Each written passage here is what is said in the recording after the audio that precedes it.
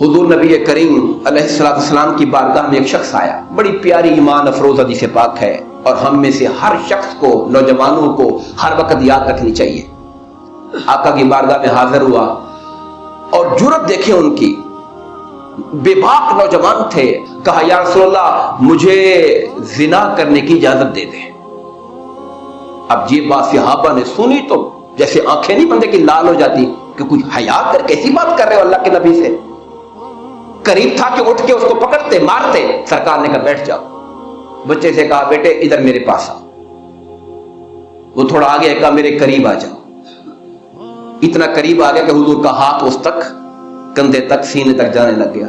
सरकार ने उससे पूछा अच्छा तुम किससे ये जिना और गुनाह करना चाहते हो? क्या अपनी मां से? कहने लगा अस्तगफिरुल्लाह या रसूलल्लाह, क्या कोई अपनी मां से भी ये गुनाह कर सकता है? आपने कहा तुम ठीक कहते हो, कोई शख्स भी अपनी मां से गुनाह, ये जिना पसंद नहीं करेगा। अच्छा तो क्या तुम अपनी बहन के साथ ये गुनाह करना चाहते हो? उसने कहा मैं आप पे कुर्बान जाऊं या रसूलल्लाह, कोई अपनी बहन के साथ भी ऐसा सोच सकता है?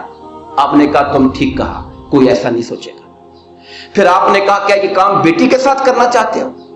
कहने लगा मेरे माँ बाप कुर्बान हो जाएं आप पर या रसूलल्लाह, बेटी के साथ भी कोई ऐसा सोच सकता है? आपने कहा तुम ठीक कहते हो। सरकार ने फिर फूफी का भी नाम लिया, खाला का भी नाम लिया, जितने करीबी जो मोहतरम रिश्ते हैं सबका नाम लिया।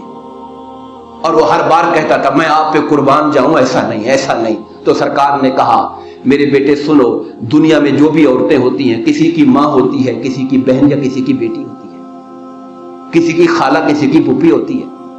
कोई ये पसंद नहीं करता कि उनके करीबी रिश्तेदारों के साथ कोई बेहुरमती करे, उनके साथ कोई इस तरह का गुनाह करे।